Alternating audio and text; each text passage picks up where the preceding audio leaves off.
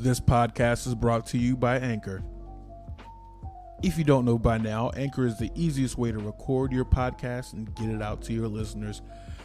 Anchor allows for you to record from anywhere using your web-enabled device like computer or smartphone. It has built-in creation tools to make editing and presenting your episodes a breeze. And when you're finished, Anchor distributes your podcast for you so you can be heard on Apple Podcasts, Spotify, and many more podcast platforms. Anchor even allows you to make money from ads like this one, no matter the size of your audience. And the best part about it all is it's absolutely free. Anchor is the easiest way to start your podcast. Download the free Anchor app or go to anchor.fm to get started today.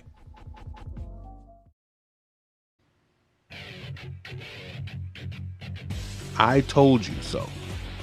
We told you so.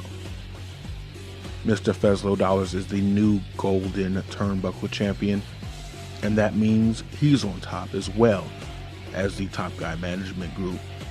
While we do give our respects to Brian the Lion and his short-lived title reign, he was simply the vessel for our guy, Mr. Fes Lo Dollars, to be crowned the golden turnbuckle champion.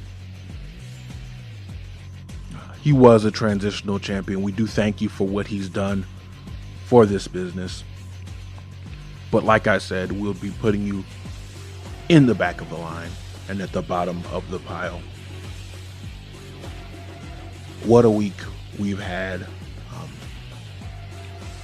We swept him, basically. By the time he won, it didn't matter. And that's not all we have in store for the Second Turnbuckle Wrestling Podcast. Now we're the champs. We can do what we want, when we want. And we have a lot more in store, like I said. And to the next number one contender, be warned. We got the top spot, and we will hold on to the top spot by any means necessary.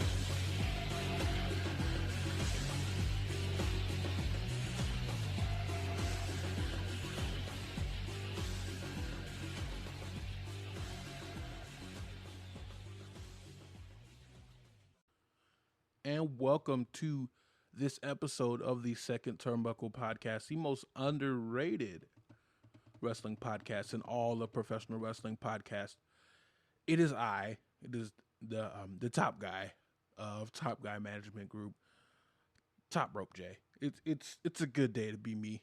It's a great day to be in the Top Guy Management Group because as you've heard, Fes Lo Dollars is the new golden turnbuckle champion. We're just gonna call it a championship now. I don't care.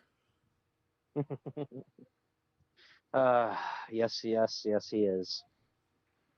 And he more or less swept Brian the Lion. More or less. I say more or less because yeah. He won one. He won one. Brian won the last one. But at that point, it's irrelevant because we were already up 3. So yeah, a virtual sweep. It's a good day to be part of Top Guy Management. And personally, a good day to be the captain. On Wednesday I went 11-1. Oh I wow! missed one match. I swept Great American Bash. I got one wrong on Fyter Fest. If I had picked Butcher and the Blade and the Lucha Brothers to win, I would have gone flawless. And that would have been great, honestly, for you. For me, it would have been great. I've gotten some news. First of all, the commissioner is banned from the podcast this week. The powers that be have rained down the hammer. Apparently, we've been told by the powers that be. See, that's what happens when you have an in with the new sponsor. The great new sponsor bought us a bunch of stuff today. We're gonna have a bunch of upgrades, especially in sound quality, not just for me. And you'll hear it in this episode. Not this one. Matter of fact, I'm gonna go ahead and just say it ahead of time. Just plug our social. Why don't you guys tell us how you feel about the new sound quality stuff compared to past episodes to now? Go ahead and say so on our Twitter at OG_STP. OGSTNP are all capital. Instagram at OGSTP, all lowercase, and then YouTube comment section or on Facebook group, post there. It's called the Second Turnbuckle Wrestling Podcast because the SEO says you got to have wrestling podcasts in there to get more viewers. I don't know if that's true yet because we haven't necessarily seen the uptick, but I'm sure it works. I mean, we've seen uptick, but anyway, a small uptick we have, but I think it's mostly been word of mouth. And if any of you guys listening would like to help us in our advertising efforts to get our opinions out to more people, go ahead and tell just like your best friend, your person that you watch wrestling with, like, hey, these guys got a pretty cool podcast. I want go ahead and listen to them. They're really cool. I like their opinions on stuff. Maybe I disagree on some, but they express it well sometimes. yeah, I mean, we have a good record of expressing ourselves pretty well here. I agree. I wouldn't say it's a flawless record, but it's a decent record, Indeed. But now that that's out of the way, we got a couple things we want to discuss about, and I'll let you start it off. So again, just to let you guys know, our new sponsor is very active. They bought us stuff for post processing, so we can now fix things in post. You know how we've been saying we'll just do it live? Well, we've been doing it live because we didn't have the budget to fix things in post. And there will still be an element of doing it live. Like, we're not going to cut things out. It's still going to be. It's mainly going to be quality fixes, not necessarily cutting fixes. Like, we're not going to cut stuff out still. That will still be here. Yeah, no, we've scrapped whole episodes because I didn't feel like cutting anything out. The only way we'll cut things out is to put as teasers on social media. And you'll still see that full clip. It'll just be on social media. And we can't put the whole hour on Twitter. Like, they physically won't allow it. No, they won't. We tried already, though, But, hey, it seems like the home of the Second Turnbuckle podcast will be Anchor for the foreseeable future. Unlike the commissioner and the Second Turnbuckle Wrestling podcast, he is definitely not going to be here for a while. I talked to the sponsors. The sponsors talked to the powers that be. He's not only been a pestilence and the podcast, but he's also been pestering us in the group chat. So we're going to send him away for some sensitivity training. Send him, just to have his job reviewed, what you can and can't do as a podcast wrestling commissioner. And then we'll see what happens from there, Indeed. I just took a giant breath, like, as I was muted, and realized I was coming down from the breath as I unmuted, so everybody just got a big... That's fine. We actually have something that can take care of that. Okay, but don't do that part, because actually it might take it out of here. Whatever. It won't. Whatever. I'm glad that we have some quality fixes. Oh, that's going to be great. I can do what I want now. Editor U is very happy. Like, we had all the faces of Jay in the last episode, which, if you guys haven't checked part 1, 2, or 3 of our last episode, go and do so. You had the many faces of Jay. Editor Jay is very happy today. Extremely happy. It's going to be great. I sound like the president when I say that, and I hate it. Oh, God. Don't do that. I hate it. Every time I say something like that, I just hate myself on the inside. Hey, God. Chill out there. Man, that guy must hate you too, apparently. That wouldn't be the first. Anyway, it's kind of funny sometimes having that little, like, stuff happen outside your window, because it's so perfectly timed. When we say something, we can just go, hey, knock it off. Right. Oh man, I'm gonna miss it when I move away from here. It'll be a little nostalgia bit that we can look back on these episodes and go, oh man, remember those crazy whack jobs that honked and tried to hijack our podcast every day? Every time. Well, what episode are we on? Is this 13? Is it? Oh wow, I think so. Would this be episode 13? We've got 13 episodes under our belts, or it will be. So I was watching this one thing, and this guy was saying most podcasts don't make it past 7, and it was looking like we've made it past 7. It was looking like that for a very long time. Yes, it was. Yeah, we are on episode 13. This is great. not only have we made it past 7, but we've made it past 7. Even if we had started episode 1 this year, we would have made it past 7. So we're over the hump, guys. We're in this for the long haul now. And also, just to call back for all of you who listened to episode 2, which if you haven't, go do that now. We'll wait. Mm-hmm. We'll be here when you get back. I promise. No, seriously, we will. We will be here. Yeah, we'll be here. But you know who else is not here? You know who's not here? Excuse me. Who's not here? Dave. Where's the work, Dave? I think we just need to shorten that. Where's Dave? That's totally. Oh my god, we need to make that a shirt. Where's That's 100% a merch idea. Where's Dave? Because he's not on Twitter anymore. That's amazing. Where's Dave? And just like that. Oh, that's excellent. And just like that, we have our second piece of merch. The first piece of merch will be the Top Guy Management Group keychain. Hey, yo. What about like the captain stuff? What captain stuff? Fair point. I have to make some captain stuff now. Yeah, like I'm terrible at design, so mine's gonna be like a C. It could be like just gonna be wearing a C. It could be a catchphrase. It could be something. Like, come on, dude, you got something like that. I'll come up with something eventually, please, for the fans that you the fans that you spend so much time with for the fans on the Twitter. All three of them that love. Hold on, wait a minute. That love you. Okay, the rest of them love me. It's okay. The one. First of all, there's 9 the one in total. Lone guy. There's 9 in total. I don't think that's true. There's 9. That's what Anchor says. I'm not sure about that. That's what Anchor says. Twitter doesn't say that. People follow us on Twitter. Please do. Not for real. Like follow us on Twitter. Like I'm trying to build up that social media following. Anyway. I should probably be on there more, but I do Instacart now, so it gets a little hard, but I'll figure it out.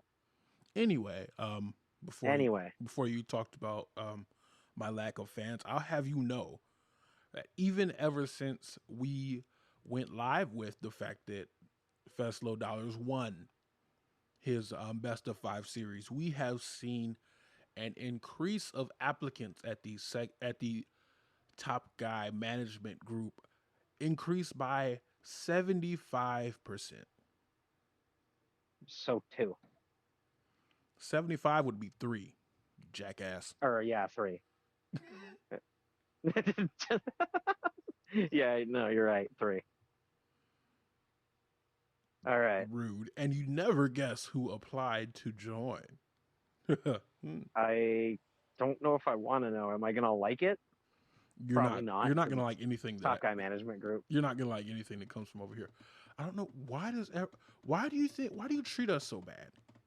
Why? Huh? Why do you treat us so bad here at the Top Guy Management Group?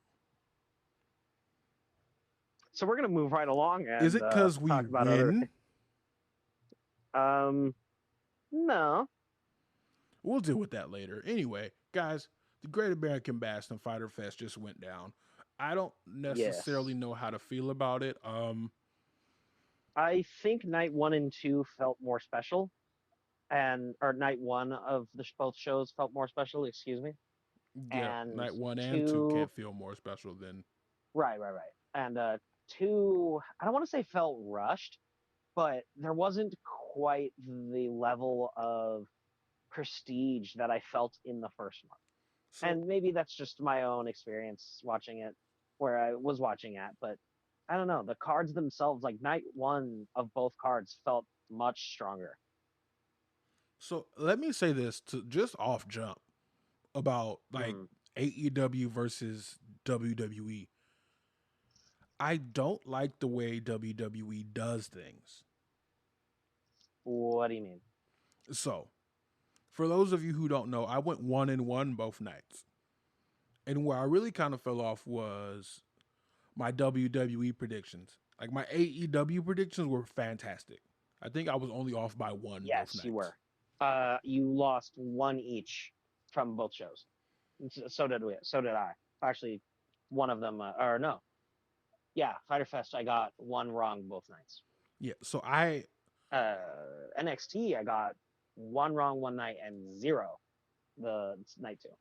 Anyway, see the thing I like about AEW, maybe because I watch it more, because there is like AEW Dark, which the captain just started watching. I just started watching. I just watched this week's episode, But and one of the wrestlers that is on that show will end up appearing, quote unquote, not actually appearing. I'll be talking about him on this episode. yeah, we don't have all that spendable money like that. Hey, that loser that'd be commissioner cool, has. I would love to get that kind of money. He works for it. He doesn't pay rent. He lives at home.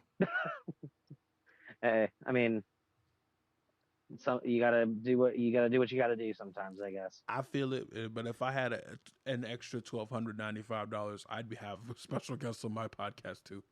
I would have more than Max Caster, but that's another. that's an entirely different discussion. Like, it's cool to have somebody that's on AEW Dark, but there is quite a difference between having Chris Jericho on your podcast and Max Caster. Even Orange Cassidy. I would love to have. Hey, Orange Cassidy, if you somehow listen to this at some point ever, call us, email us. Somebody send this to Orange Cassidy. We think you're great. Somebody send this to Orange Cassidy. Oh, damn it. I would love to have somebody send something to Orange Cassidy and be like, hey, get on these guys' podcasts because they like you. It'd be great. I heard a join button. I did too. Oh God, it's this guy. I thought you were banned from the podcast recording tonight, sir. Banned? How can you ban the greatest commissioner of all time? That be. I thought the powers that be like decided no. Yeah. Didn't you have a walk? Yes, I did. Did you not go on your walk? Yes, I did go on my walk. He has power walks. Ah. Wow. He doesn't even. Do you have a business suit? Do you have a business suit power walk? Of course, man. I got to be up at 6 o'clock in the morning for my photo shoot tomorrow. What in the world are you doing a photo shoot for? Before his successful YouTube channel at Sock Monkey Mike. Appreciate it. Wait, do you guys remember that one episode of Malcolm in the Middle where they had that extreme power walking thing? Oh my So God, I can just imagine Mike I don't remember Malcolm in the Middle very much at all. That's going way back. Oh, wow. I forgot you guys are young. No, I love Malcolm in the Middle. I just don't remember that much of it. I'm going to send a GIF, but that's what I see when I hear that the commissioner is going for a walk. Wow. Well, I guess we have the commissioner on.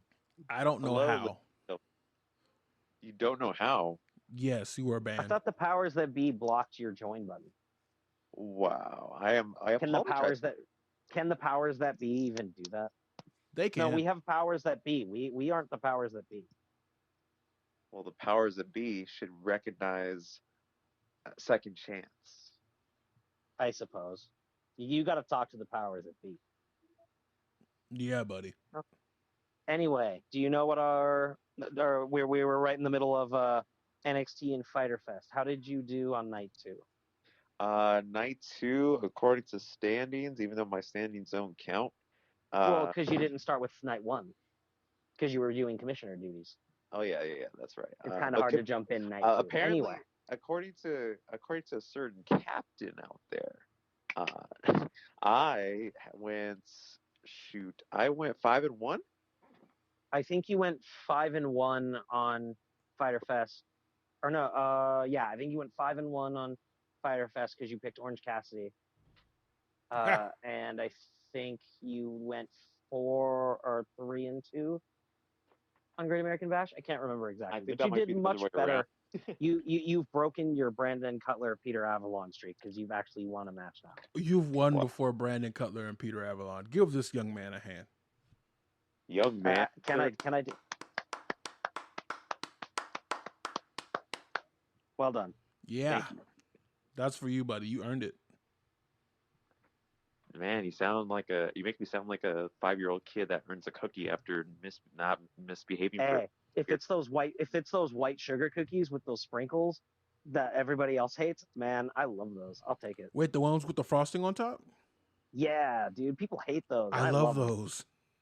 Same. Shut up, Denzel. Dirty Quarter making a surprise appearance, apparently. Shut the hell up.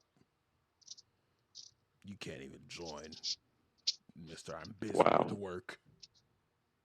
Do you even have a job, sir? What do you mean? Never mind. You wouldn't get that. That was a. You wouldn't get that. No, it's okay. That's messed up. I know you wouldn't. Is that a reference to something I don't know about? Are you familiar with the show Martin? I've seen like one episode, and it's because of a friend of mine I had in middle school. I spent the night or not spend the night, but I went over to his house for a little bit one day, and Martin happened to be on. Oh, That's so, my Wow. entire experience with the show. so that's a no. Okay. Anyway, moving on. Pretty much, yeah. Yeah. Anyway, guys, I like calling NXT predictions better than a WWE because I don't think WWE knows what they're doing like half the time. Not that they don't know how to book a wrestling match, but I just don't think they know what they're gonna do with the story moving forward. They're just like, The individual match they're probably fine with, but as to building a bigger story, I think they failed miserably. yeah. So they're just sitting there like, what do we do now, guys? Facts. And NXT does the exact opposite. Where they can book a match, but they can also like have a coherent story, like the rise and conquering of Keith Lee. Spoiler alert! I probably shouldn't have said that for anybody who didn't see it, but that's your own fault. Yeah. I mean, that was such a natural and like organic build and crescendo that it's been incredible to watch, and that's a very coherent, complete story that you could follow from the beginning. So like even when I think of the whole Tommaso Ciampa thing and him being injured, they transitioned seamlessly out of him not being in the main event anymore to Adam Cole and Johnny Gargano. And I mean, 50% of that is because of the wrestlers who were involved, but it's easy to be open-ended with the story and it be like a legitimate story and not some sort of soap opera type deal. You know what I'm saying? Yeah, So I did I definitely do. and even though I went 5-1 or 4-1, or I missed just one from the AEW card, the ones that I got, I was happy that I got them right because they were all great matches, and the ones that I got wrong were really shocking. Yeah, I was not expecting Butcher and the Blade and Lucha Bros to beat FTR and the Bucks. That was the one that you got right. But then you also picked Orange Cassidy, so Right. Did I really? I thought I picked Jericho. I think you picked Orange Cassidy. I know you got one wrong. So maybe you picked Jericho, maybe you picked somebody else that got wrong. Anyway, I mean, maybe you picked SCU. Did you pick SCU? Yeah, Yeah, I did pick SCU. Yes, I did. Okay. I'm sure somebody will fact check us. I mean, you didn't put him in the graphic, so it's like I don't know. I'm not totally sure. The predictions papers are out in the other room, and I don't want to go walk in and get it. Yeah, I feel it, but like Get your lazy ass up off the chair. I'm just kidding. I'm not even in a chair, dude. I'm laying on the ground underneath a fan. I'm loving life right now. oh, that sounds wonderful. Because, spoiler alert, California is still hot as hell. It never wasn't. That's definitely true. Like even in the wintertime where it's like, yeah, it's like 55 degrees. Other places are like, bitch, please. Other places that are in winter like want to come to California because it's still cold, but not, snowing their cars into a block of ice. And then they walk around in shorts and we're like, isn't this guy cold? And then they're like, dude, I'm used to -10 temperatures. This is Bahamas. So I don't think let's not go over the whole Fyter Fest and Great American Bash. Let's just do what we did. Let's just do what we did last time and pick our favorite match. And mine is very obvious. I mean, it's the main event of Great American Bash. Mine is obvious too. My last critique of the whole thing is it just me or does it feel like this should have been one show? What for what? For both For events. both Like it should have nights just been of one. both It events, should have yeah. just been 1 week. Yes. Maybe because you had a lot of really weird matches, right? Like the Rhea Ripley and Aaliyah and Robert Stone thing. It was fun, but why was it there? The Timothy Thatcher and Oni Lorcan match was really fun, but why was it there? We got another one with Tony Nese and Bronson Reed, which I didn't even know was happening, so it wasn't on the graphic for NXT for NXT. Why was it there? So maybe. Yeah, I don't understand it myself. Like I feel like it would have been better. It was a one night thing. Are these guys really playing drums across the street right now in an apartment? Damn, really? That's Wait, ballsy. what? Do you hear that? Is it... No, I don't. I don't hear it. Okay, good. Don't you guys have don't apartments have like privacy laws or something or another that after a certain time you can't make it that much noise? I mean that like 6? That's it's not 6. It's the same law for houses. So like 8, 9, something Or like that. 9 o'clock. But here's the thing, like so when I moved into my apartment, we had ooh, that was a nasty little burp there. So we had this thing on our application that said, "Do you guys have loud instruments?" Right. And I was like, "No." And even though I moved the drum set up here, it stays in the closet in bags. Wow. Excuse me, my bad. Wow. You have a really good soda or something? Sorry, I was in the middle of my dinner. My apologies. Wow. Okay, I guess we'll accept that. Apologize to the fans. Huh? Apologize to our fans. Here at Sock Monkey Mike Incorporation, we would like to apologize on the heinous attack on the champ, as they say, or Big Dude 24. Big Dude 24? Where are we going? What? What? I don't even know what that meant. I'm not even 24. You're not a day over 23, my guy. Thank you. Anyway. Oh, I thought he was 21. Nah, I'm kidding. You're like 28. 27. I thought he was 28. What? Anyway. Yeah. Okay. So, favorite match of night 2. It's Lee and Gargano. Or Lee and Gargano. Good lord. Lee and hey, that was a good match too, but that was wasn't not in your house. That was in your house. No, Lee and Cole. I mean, it was just we all knew it was coming. I'm really pissed off at whoever leaks that image. Like, you should be fired. Like, just period, just straight up, you need to be fired. You're hold on. No, wait a minute, because that could have tipped the scale in ratings. No, think about it. It's like yeah, but still, the match itself is draw enough. You don't need to rely on a leaked image, and it's just kind of a piece of shit move. Because what if when they see that image being recirculated, they're like, well, we can't do this now, and then they gave it back to Cole. I mean, it didn't happen, and I'm thankful for it. Do you want to know why they wouldn't have done that? Happen? You want to know why they would not have done that? Because it would have meant actually refilming the entire match. Yes, and why would you change? That's how you piss your audience off.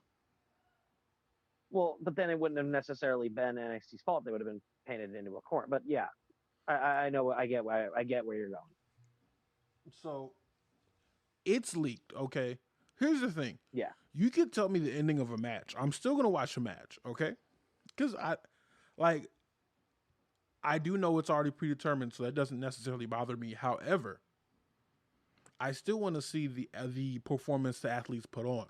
Now, I know, but I like the surprise, and being robbed of that surprise is kind of annoying. Dude, and it's disheartening. Dude, how old are you?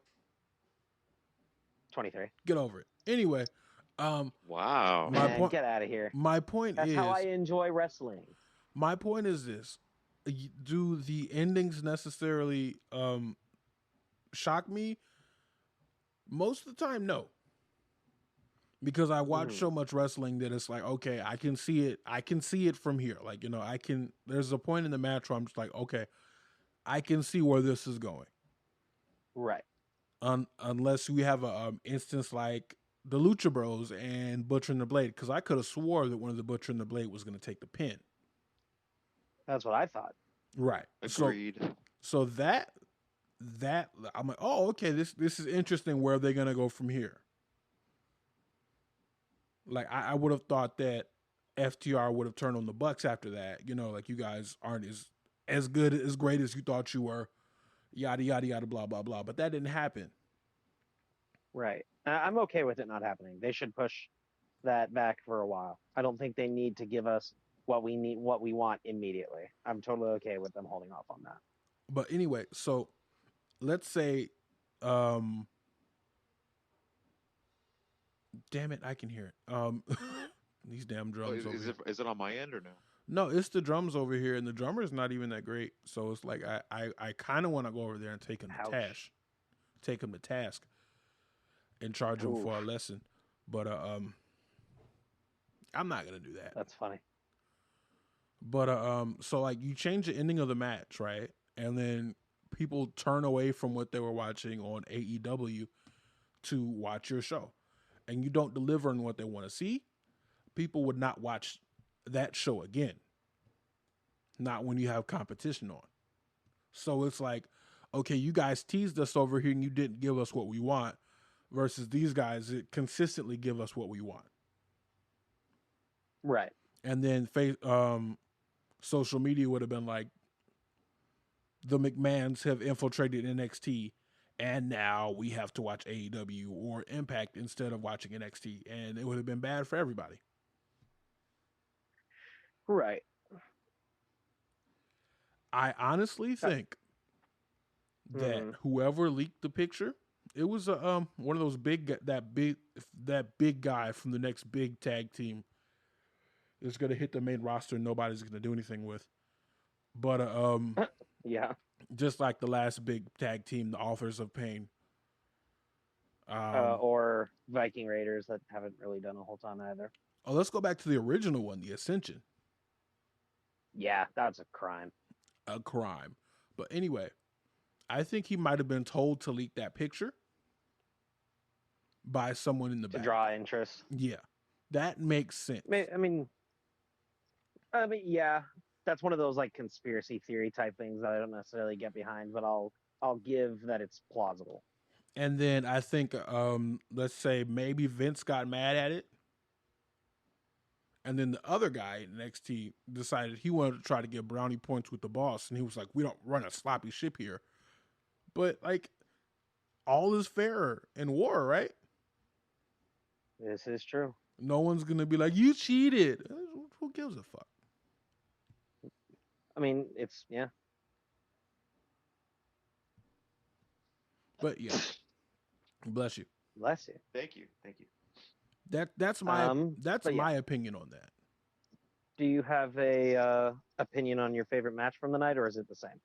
Of course, it's the same.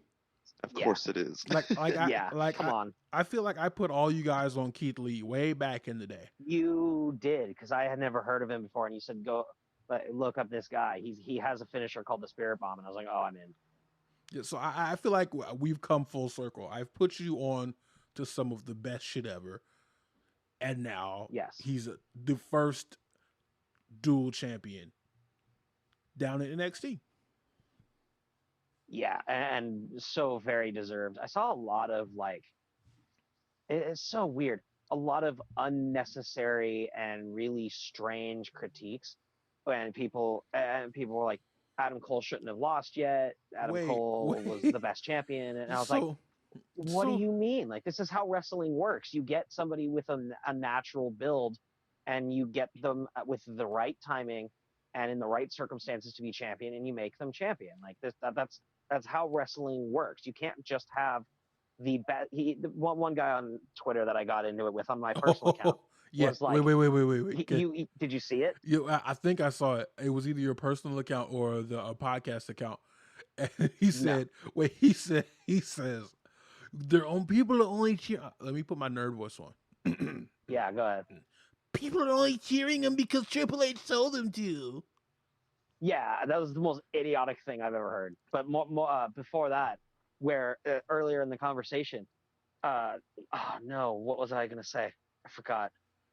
I had like a really where he was like, the most elite should win. I'm like, okay, then Daniel Bryan and AJ Styles would trade the WWE Championship for 10 years. Like, Right. that's not how wrestling works. If you just go purely based off of elite technical performance, Bret Hart and Shawn Michaels would have been champion from 1992 until 2004. Like that, or when did Angle debut? Like 2002. So Angle debuted in 1999. yeah, 1999. buddy. Okay, yeah, I really don't know. That's So- why I was like two. So yeah, no. That's not. But that's not how wrestling works, right? You have to have new stars, and you can't just give the new guy with the most technical ability. That's not how wrestling build works. Like this Keith Lee is not the most technically proficient guy.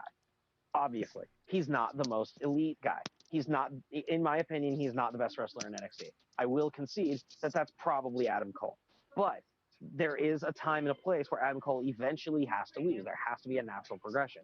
And if you just say he's the most elite, he only has to move it to he can only lose it to the next most elite. Like, that's subjective, and that's not how wrestling works. And that one really irritated me. I see it a lot, So and I don't get it. dude, is that you, bro? You got people in there talking? Oh, my bad. My bad. Could Just you trying to mute hide real you. quick? Could you mute real quick there? Thank you, buddy. Yeah, I got you. Appreciate it. Moving through the house, Man, have a side conversation picked up. Anyway, so I think we fail to realize there's more than one type of wrestler. I think he failed to realize that. Well, I want to say we because I don't want to single anyone out because this happens a lot. So there's Right. more than one kind of wrestler. You can be a comedy wrestler. You can be a serious wrestler. You can be an elite wrestler who actually knows legitimate outside things that would make you a better wrestler, like jujitsu, Yes. some sort of martial arts, boxing background, Collegiate wrestling, like right. Dolph Ziggler and Brock Lesnar. So there are those guys. However, like there are also wrestlers who are just good at being professional wrestlers. So you're good at all Orange this. Cassidy. Well, like, that's a character wrestler. We'll get to them later. But he's also great at being a professional wrestler. But he's more of a character wrestler in my eyes because Yes. No, he absolutely is. he only goes serious like what 30% of the time. Yes, sir. Yeah, if that. But my issue here is, do we have people who every once in a blue moon are great at all of the aspects that make you a great professional wrestler? Absolutely. I mean, like once in a generation. But I won't even say once in a generation. I would say like maybe a few times. Like once a decade. The decade. I'd say we get a new one every year. Honestly. Oh, well, with how wrestling is moving forward, that's true. So my point in saying that is, if we waited for like the next all around great guy to come around in each individual promotion, we'd have those historic like 800-day reigns of the WWF All the time. Right, and that's not fun. And and like I said, there has to be a progression in wrestling. And the only reason they got away with that is because you can literally take one match around your territory for 6 months. Yep.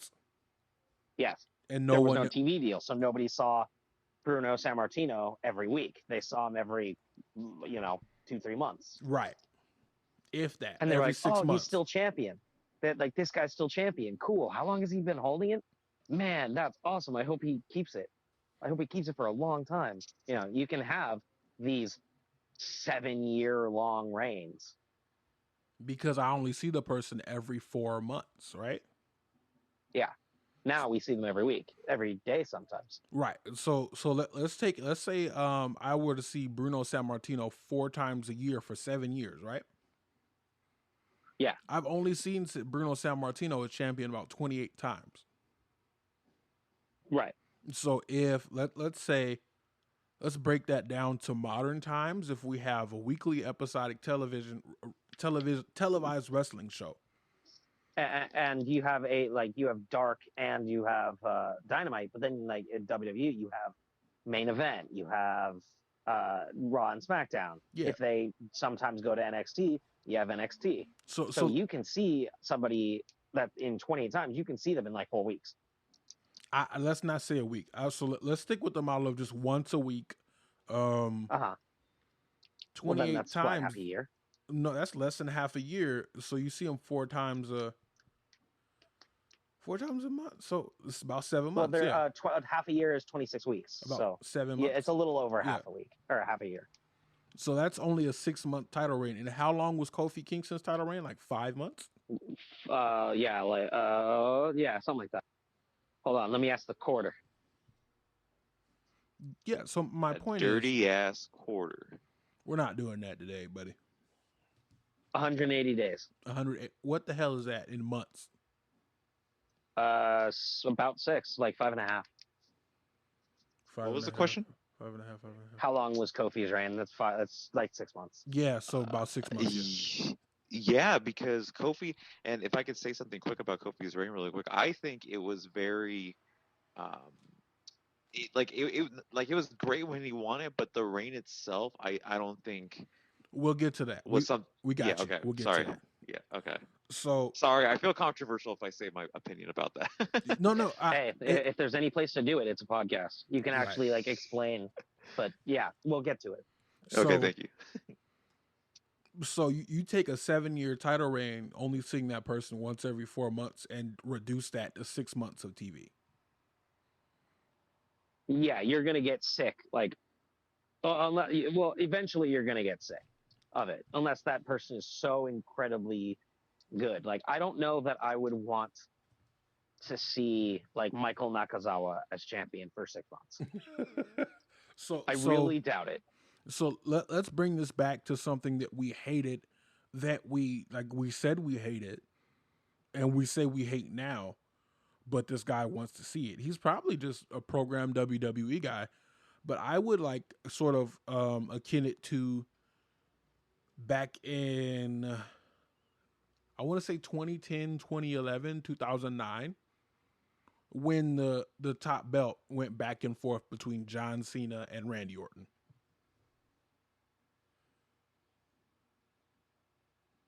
Because at the time, they were the 2 top guys in the company, right? It was 2009. Yeah, so an accurate time frame. But it was John Cena, Orton, Cena, Orton, Cena, Orton.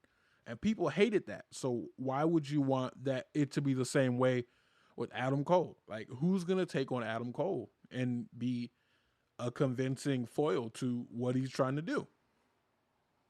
Right, you have it going from breaking point all the way to bragging rights according to the quarter. So, I mean, you just have those 2 guys, and it gets really irritating after a while. Just those 2. People got on that train of hating back and forth when Sasha and Charlotte kept trading the Raw Women's title, to give a more modern example. So you can't complain about something when they do it when you don't like the people who are involved, and just jump on the bandwagon because you like Adam Cole. Right. Well, the internet wrestling community in general is extremely fickle, and I'm still down. I said it in episode 1 or 2 that I'm down to do an episode on, or no, it was Chase that said it actually, and I agreed with the sentiment on the internet wrestling community being awful as a group, if you will. And I'm totally down to do that episode because I have the fickle mindedness is nuts. So you do realize that most of our listeners listen on the internet, right? Like I say, as a group, and I'm sure a lot of them can imagine the same kinds of things. Like they have the same kinds of complaints. So you think they're sitting at their podcast talking about, God, we fucking suck? No, but also I think a lot of the people that have those kinds of problems don't know that they have those kinds of problems. To be honest, that's a fair point. I don't think they realize that they're being fickle. But anyway, we're way off topic. We are. So did we all sort of cover our favorite match of the night? I did. Commissioner, I did not. did we Go ahead then, buddy. Well, get your word in. All right, cool. So we're talking about our favorite match from both Great American Bash and Fyter Fest Night 2, right? No, just Yeah, of you the said night. it was yeah. just of the night. Well, yeah, it was of the night. You said Keith Lee and Cole. I said that? I believe so. Let me see. Okay. For Great American Bash, I say okay. I'll agree with Cap here. I'll say the main event, which was Adam Cole versus Keith Lee. I think the winner take all. I mean, can we just kind of point out the fact that that Undisputed Era was not involved in this match whatsoever? Yeah, that was a little strange to me. Yeah, and like there was no distractions whatsoever. It was just a battle between two athletes, and it was I'm cool. okay with it. Yeah, it was the But it ending was a little that. strange. Yeah, and then but as much as you guys are gonna hate me, Johnny Gargano versus Isaiah Swerve Scott, dude, that was No, amazing. that match was really good. In a card that doesn't have Keith Lee winning all the gold, that's the best match. Yeah, and then same thing goes with Candice LeRae versus Mia Yim. That match was kind of underwhelming to me, to be honest. Anyways, Whoa, but pops. It's okay. We can fix that now. That's true. We can fix it in post. wait, what happened? You pop. We bro. have a fix in post. Did I say something? Or... Which I you don't know. still owe Some- $40 for. I think you had some kind of breathy syllable, and it just kind of popped. Oh yeah, no Something worries. to that effect. And you did it on So- purpose. What you got on my money for these plugins, homie? I'm not gonna do anything. Anyways, What you got on my So- money for these plugins? I'll give you exactly $1.01. I'll take it. My Cash App is. I'll send it to you privately. Anyway, Anyway, it's not gonna I happen. think Anyways, it's gonna happen. Anyway, since we're here, we might as well give Anchor a quick little pluggity plug. all right, guys. go ahead. Yep, and then we'll transition into our actual topic for the episode. Of 'cause course. it's getting late. Guys, you know this already. Anchor is the best. It's the best. If you want to make It a is the podcast, best. make it on Anchor. Here's why.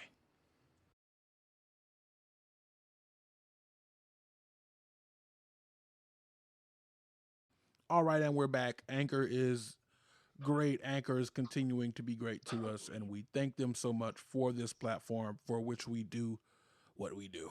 Now, guys, Now. we're talking underrated wrestlers. You get one male, one female, and please Yes. be prepared to tell us why this wrestler is so underrated. Yes. I'll let the commissioner go first. Now, before I tell my two picks, are we talking about just wrestler in general, or like from a specific company? Male, You female, can do whatever. wherever. Okay. So for female, I'm going to go with Kylie Ray. I think that Nice. I love Kylie Ray. I think that she has the potential to become world champion for not only TNA, but I think if she ever comes back to AEW, I think she would be a great fit to be the face of the women's division there, especially in a stacked women's division already. For male, oh man, there's a lot. I'm Yeah, gonna there's a go. lot. I'm gonna stick with Impact just to keep it short and sweet. I'm gonna go with Chris Bay. I'm gonna say him because he has an opportunity at Slammiversary against Willie Mack. I'm want to make that. Is that what you call them, Mackums? Willie I Mack. actually don't know who Chris Bay is. Oh, you Okay, definitely so- look him up. So the only thing I would say about both your picks is they haven't been around long enough for me to prove that they're underrated. Okay.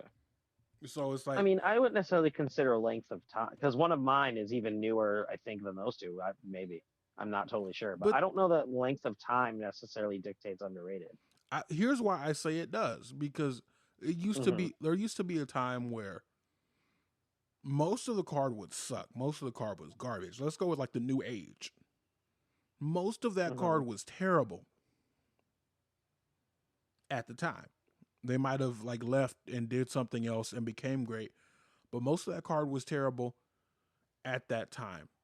Now it seems like everybody's just a great wrestler, because people or are at seeing least that. competent. Right. So like you're seeing more and more, especially with the NXT Performance Center, that people are leaving like legitimate athletic sports and doing something where you have to be athletic, but everything's predetermined.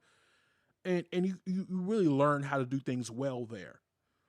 So like we're at a time where people are legitimately great wrestlers and jobbing for people.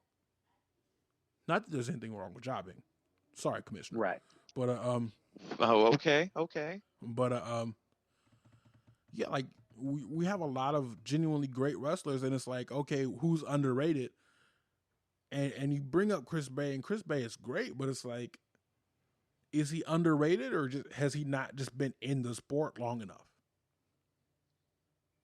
Wow, I mean, that's fair. yeah. So then should we change our picks to like people that have been there, or I mean, no. Your pick is your pick, but like you just have to be prepared to hear other people's opinion. Yeah, okay. I just want to make sure Yeah, because like no. Your pick is fine.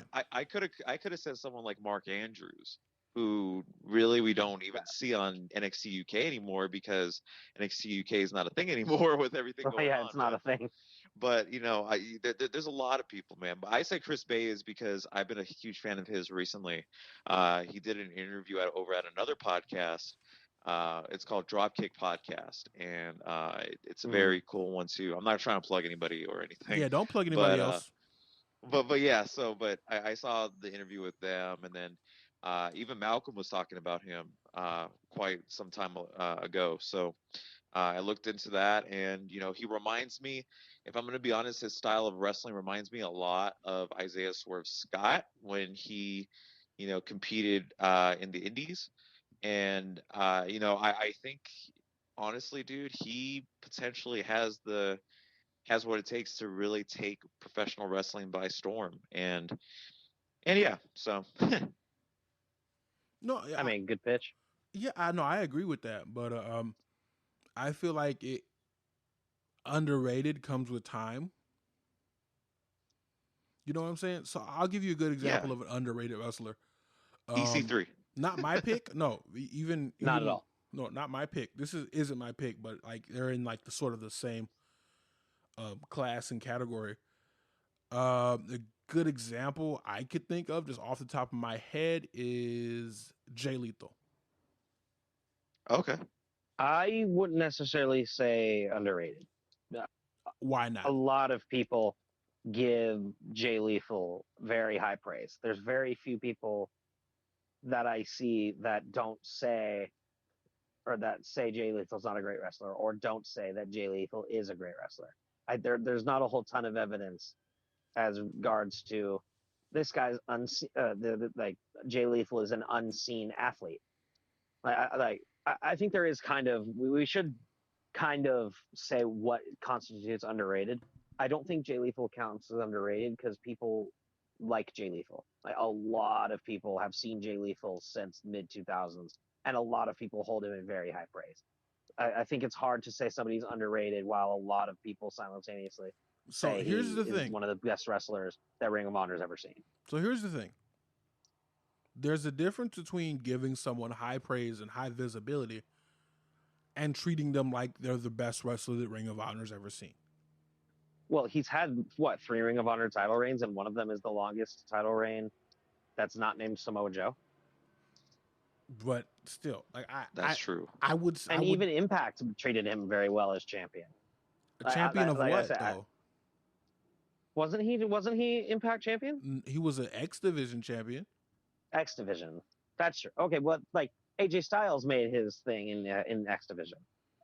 Yeah, but he was an NWA and champion. AJ Styles isn't underrated by any means. He was back then. Back then he was. So, but also when the X Division was around, he'd only been wrestling for 5 years, if that. But you see, the X Division back in those days when AJ Styles was a part of it, it was at the time like how the cruiserweight division is now. That's true. That is true. Because you look at I'll concede that. Brian Cage was X Division champion. Was he really? Yes, okay, he was. So wait a minute. Huh. So originally, the X Division champion was the reason they call it the X division is because there's no set of boundaries on who could hold the championship. Yeah, it's like the never open weight title Right. in Japan, right? So we did have this thing for a while, which was hilarious, where Bully Ray was challenging for the X Division champion, and all the smaller guys were like, he's too big, so they tried to put a weight limit on it, and it was hilarious. But anyway, yeah, so Brian Cage can hold that championship. It's just been because of the style of matches they had for the belt, like historically, it's just been something that smaller guys have fared better in. Because Right. I can't see Brian Cage hanging from a wire suspended 20 feet in the air in the Ultimate X match, you know? Well, yeah, They but should then bring those back. yeah, but you had a lot of big men going after the X Division title, no, right? Because you had, I think Samoa Joe, long time ago, Samoa Joe went for that title. absolutely went after the X. Well, it was him, AJ Styles, and Christopher Daniels at whatever the fucking pay-per-view in NXT's 05 was. only I think it was 5-star for the match. X Division. I think it was for the X Division championship, was it? It not? was, but so Samoa Joe was smaller back then as well. Well, that's true. Well, right, but his frame was, He just still wasn't bigger. that far off. He wasn't that far off from Ring of Honor Joe. Right. So he was. I think that he was doing both at the same time. Mm-hmm. So this is a smaller Samoa Joe. The only reason I would say he's underrated, so since we're putting like a sort of a since we're to be fair, ourselves, anybody's underrated is kind of subjective. So I'd say he's underrated because he never went to WWE. Mm-hmm. And unfortunately, that's still sort of the standard, you know? It is, yeah. I would like to see that change in the next 3 years. I think it has the chance to. But yeah, I hear you. Yeah, so it's like he never made it WWE. Somebody's popular. Yeah, it's me, of course. More people trying to join trying to join Top Guy Management Group.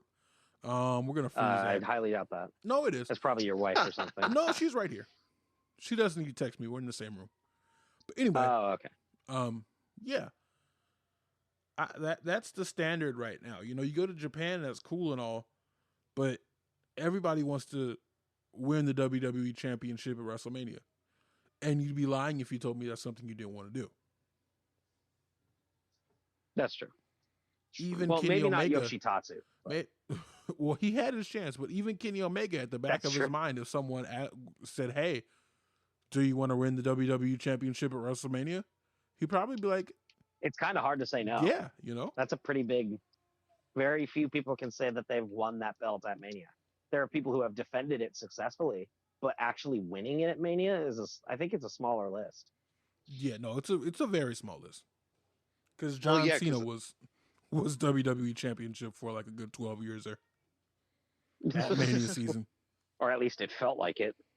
I don't know. I feel like that the WWE Championship, when it comes to WrestleMania, has been not devalued. I don't think that's the right word. It's been pretty vastly devalued. Let's be honest. Well, because like you look at the past WrestleMania. I'm sorry if I'm going a little off topic here, but Drew McIntyre, when he won it against Brock Lesnar at this past year's WrestleMania, right? You know what I mean? And then before that, that one felt pretty big, but like the years before, Like Randy Orton winning it wasn't really that big. I mean, we kind of felt bad that Bray Wyatt lost his. No, that was really that was an absolute travesty. So I think I know what you're trying to get at.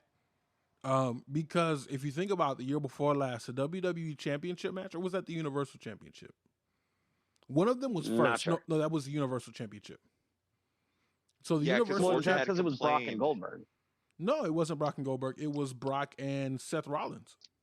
Oh, it was Brock and Seth. Yeah. Yeah, and that went on first. Okay. Right. That match went on first. So when you have stuff like that, that devalues both your championships as a whole. You know what I'm saying? Yeah. World titles need to go on last. Like, sorry. You put your world title on last. Period. And then the women. But anyway. And then there was the women's 4-way, and that was great. You know, that was great for a year.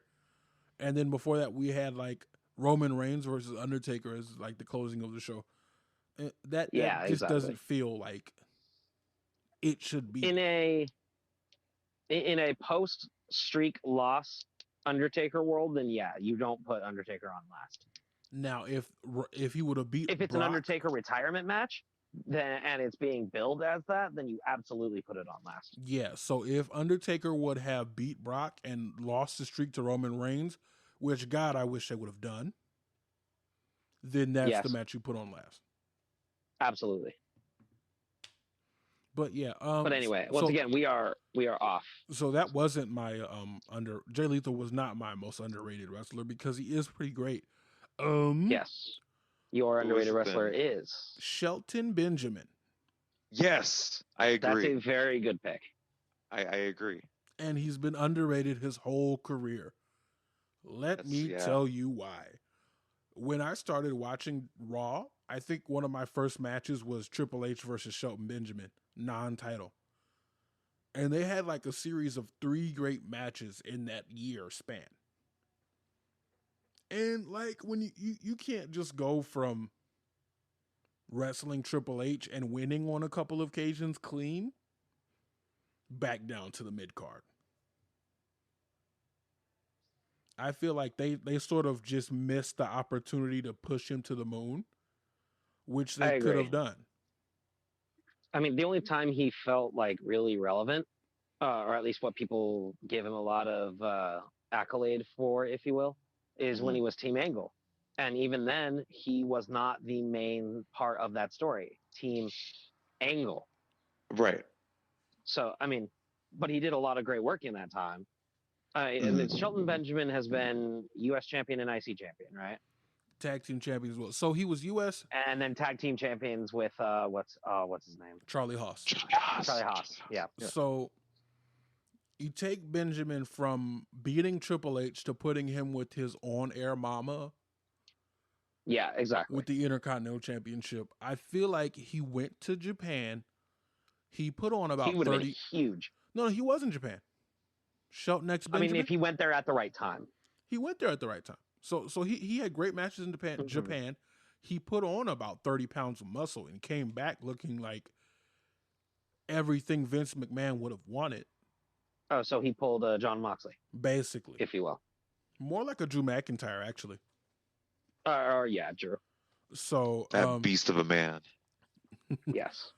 I'm not gonna do that tonight. Anyway, I feel like oh my God. I feel like they should have brought him back as a part of the new Team Angle, as the singles wrestler. Have Kurt Angle as a manager instead of having this goofy ass illegitimate son storyline. Oh, that was so ass. And then where keep Jason American Jordan was his son. That was so terrible. And then keep American Alpha together. Yeah, because they were brilliant. Why did they break them up? Was one of them injured? Was Chad Gable injured? Is that why? No. It was due to he wrestled draft. the whole time. Yeah. It was the draft. Why the fuck do you split up American Alpha? Wait, it's like one of your best tag team, and in a tag team division that needed it in 2017, and then you break. Oh, it's so dumb. Because Vince McMahon doesn't care about tag team wrestlers. Vince McMahon doesn't see the art in tag team wrestling. This is how Vince McMahon sees tag team wrestling. Hey, he's a good talker, and he has a good look, but he doesn't talk, and he doesn't have the best look, but he talks great, and he can do flippy stuff. So I'm gonna put these guys together, and what they each lack in as a singles performer, they cover each other up as a tag team. Yeah, the vaudevillains. Right. So it's strange. Like they have this thing of putting new guys together as a tag team so they learn from each other. But you can have 2 like really good wrestlers in a tag team. And what Vince McMahon doesn't understand is if you have 2 or more, in the case of the New Day and Lucha House Party, if you have 2 or more really great wrestlers in a tag team, you're going to have a really great tag team division. Yes, sir. Like you can't look at the tag team scene and be like, okay, these guys are good. Let's break them up so I can make a main event stars. How about you build a main event star, and then you build a main event tag team, and then you build a main event women's wrestler instead of just splitting people up or pushing the same people. AEW is doing that right now with Kenny and Hangman. AEW is doing that right now with the SCU. Yeah. And the Super Bad Squad. Oh wait, we don't like to talk about them. No, because my favorite part of that whole thing is it kind of is a dick to women. A little bit. A little bit. Anyway, So so Shelton Benjamin is your male. Who's your female? my my women wrestler, underrated wrestler of all time, is Gail Kim, Wow. because she was great in WWE, yeah. but she was never really pushed like that. So then hey, shut up. You guys didn't hear that. Somebody was screaming in the background. Anyway, she was I good. thought at the same time I was muted, but it was really funnily timed. The cat that's next to me meowed, and I was muted, so you didn't hear it. But then as soon as the cat meowed, you yelled "shut up." I was wondering how you somehow heard the cat through being muted. Because I'm just great. Anyway, so It's hilarious. Gail Kim was in WWE and she was good. I think she had a one title reign as women's champion. And this was in a time where half the women's wrestlers in the division were really good and the other half were really blonde and really implanted. If you know what I'm talking terrible. about. Yeah. So she was good in WWE, then she went and she was great in TNA. She built the Knockouts division from the ground up. Yep. Then she decided to go back to True. WWE, and they didn't do anything with her. I think she was supposed to job to somebody, and she refused. And that's the night where it was a women's battle royal, and someone was supposed to throw her out, but they missed the cue, so she just went out the top rope and walked out. Oh yeah, I remember this. She got a lot of shit for it backstage too. And then she went back to TNA and was great again. And then she retired. Yeah, unfortunately, she was a great wrestler in an era where great wrestlers were not Women showcased. Wow. Let's be honest. She was a great women's wrestler in an era when great wrestlers were not women. I mean, yeah. Let me say this. Not that there. I'm not saying that to say that there weren't any great women's wrestlers in that time. I am saying that to say that WWE overlooked their women's talent in that time for WrestleMania Heavily. Playboy pillow fights. Absolutely. I mean, that's not controversial at all. That's true. That's straight up true. Yeah, and if you haven't, I just have to. I feel I don't want to be that guy and get the podcast in trouble by not explaining what I meant. Right. Because it kind of because it could have come out like a little strange. Like she was a great professional wrestler during a time where they weren't showcasing great women's professional wrestlers. That's true. And that's very true. And we got Playboy pillow fights at WrestleMania. If you have not seen the Playboy pillow fight, it took Lita and Trish to finally break women into the main event and actually showcase good wrestling for the next generation. And even then, the next generation kind of still flopped in that sense that they were still. But they were the divas, you know? No, what happened was like Lita was a legitimate wrestler, but Trish wasn't. Yes. And they were like, if it happened with Trish, it might happen with so-and-so. But it didn't. Yes, but that failed miserably. The diva search. So, I mean, what do? You have Gail Kim. and you did have bright spots in that era. Beth Phoenix is another one that could be underrated. Victoria as well. Jacqueline. I'd go as far as saying Michelle McCool. Wow. I don't think Michelle McCool was ever that fantastic, but I mean, she was certainly better than like most of the Diva Search people. So she was great, and I don't know if you remember this, but around WrestleMania season, they made like this list of revolutionary women in the WWE's past women's division, and they left her out. Wow. I mean, I don't know. Do you really I hate to put it this way, but it's the best way I can think of. When you think influential women, like Mae Young, Stephanie McMahon, to an extent the Bella Twins, Natalya, AJ Lee, Victoria, Jacqueline. I mean, do you really put Michelle McCool with them? I don't. I would take Stephanie McMahon off the list and put Michelle McCool on in a heartbeat. Stephanie McMahon did quite a lot for the women's division in that time, especially storyline wise. You have to put her there. No, we don't. I don't have to put Okay. any of the McMahon children anywhere because they were terrible wrestlers. Shane's pretty good. Shane just like to Vince jump was off a better shit. character wrestler. Shane just like to jump off of shit. All right, we'll agree to disagree. We'll deal with that another day when we deal with the McMahon family. Those are solid picks, my guy. Thank you. What are yours? Okay, so heading into this podcast, I had a pick from AEW Dark, and it was going to be Sean Dean. However, I thought of one while we were talking that I think is more underrated and is a better choice. Ooh, I know who you're gonna talk. I don't think you are, because it's not from Dark. It's not even AEW anymore. I know. Mine is Gabriel Kidd. Who? Gabriel Kidd. So he was a mainstay in WCPW before it became Defiant, and then he left and became a heel in New Japan Pro Wrestling and has had incredible matches with everybody under the sun. Yoshitatsu. He had a match with John Moxley. I think he had a match with Juice Robinson, and is absolutely killing it. I believe he's a heel with what's Naito's stable? Destino? Shoot. No, that's his finishing move. Los, I'm gonna botch it. It's Ingo Bernables de Japón. That's it. The ungovernable. And if I'm not mistaken, I'm gonna check it real quick because I haven't been following Gabriel Kidd super closely since he left WCPW, but I believe he allied himself. But I mean, he was the guy that had that losing streak of 0-52 to start WCPW when it was in its original what's it called? When it was in its original findings, when it was in its origin founding state days. Yes.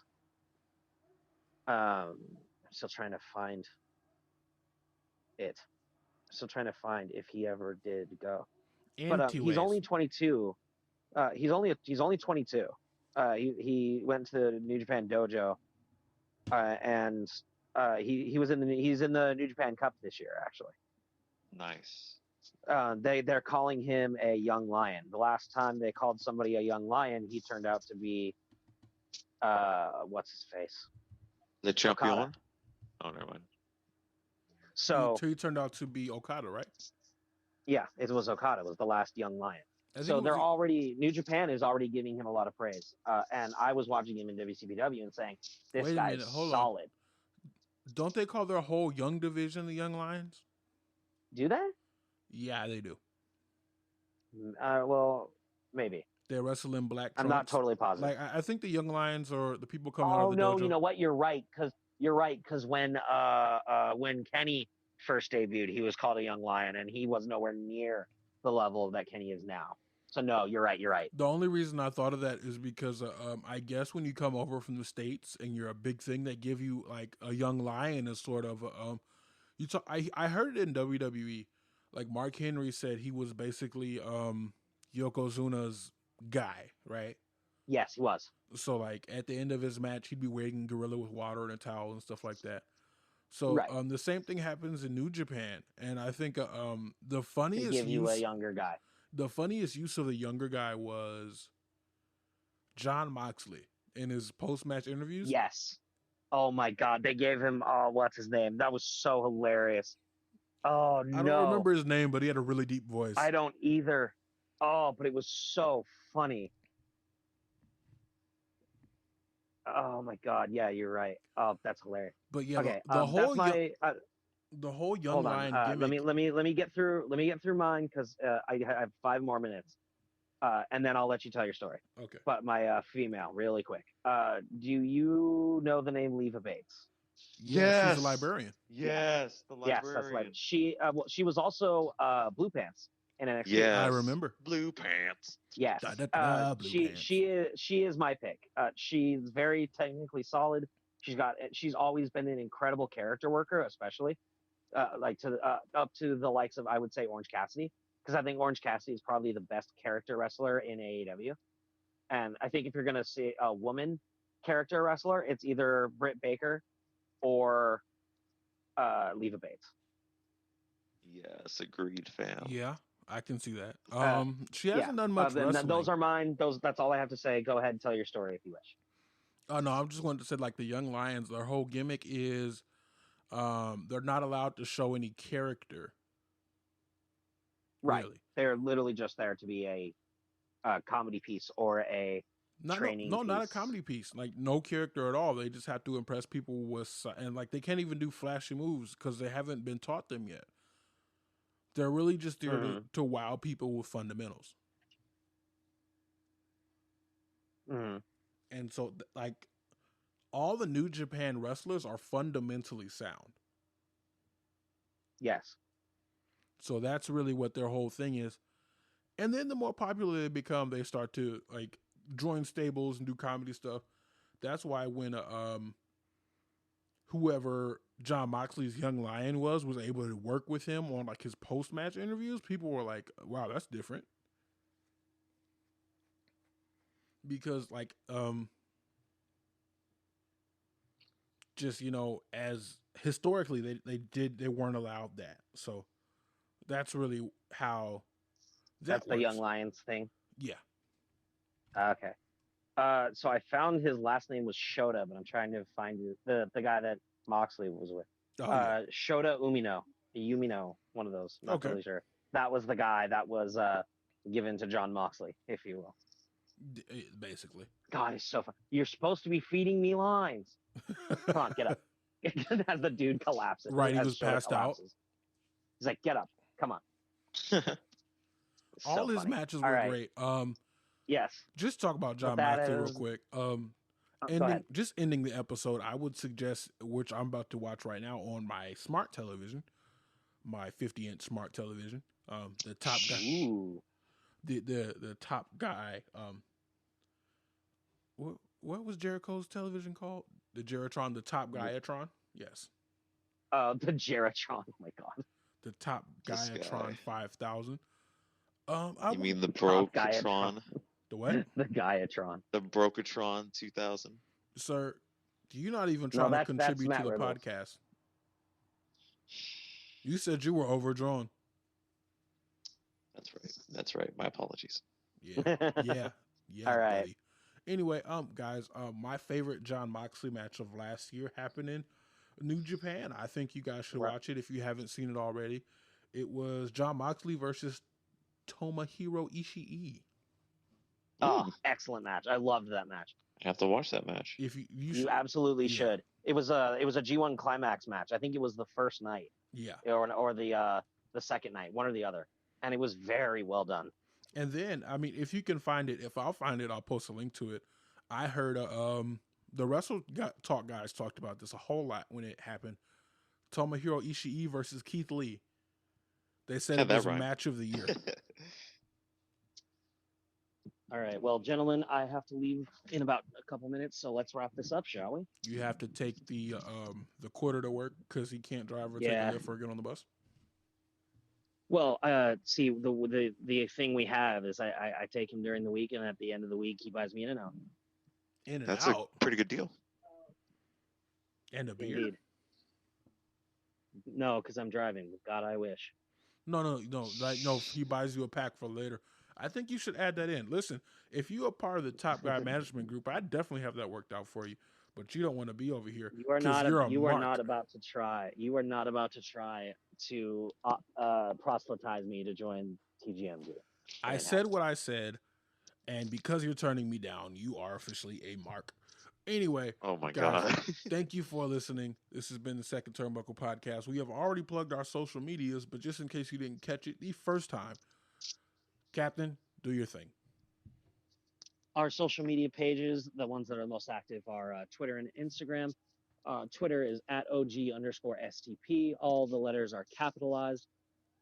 Our Instagram is at OGSTP. There's no underscore and it's all lowercase. And then YouTube and Facebook, if you search the Second Turnbuckle Wrestling Podcast, you'll find it. Also, if you put it into Google, Google search, and you put the Second Turnbuckle Podcast or the Second Turnbuckle Wrestling Podcast, either works, but the wrestling podcast is just for other people searching wrestling podcasts to find ours as part of Google's SEO. But if you just search those on Google, we're the first, second, and I think third thing that comes up. So you can find us there. And that is that. I thank you guys for watching. Anything else you guys want to say? Go watch some Nope. of Sock Monkey Mike's videos on YouTube at Sock Monkey Mike. Am I right? Oh, thank you, man. Well, I appreciate it. Once again, like the Cap said, go follow the Second Turnbuckle Podcast, the most underrated podcast in all of professional wrestling. You got it And right. and Got it right. yes, I did. And do what you guys do. Support the podcast, support each and every one of our own social media pages. Hashtag survive 2020. And with that, I have to leave. Thank you guys. Goodbye. And Goodbye. good night, everybody.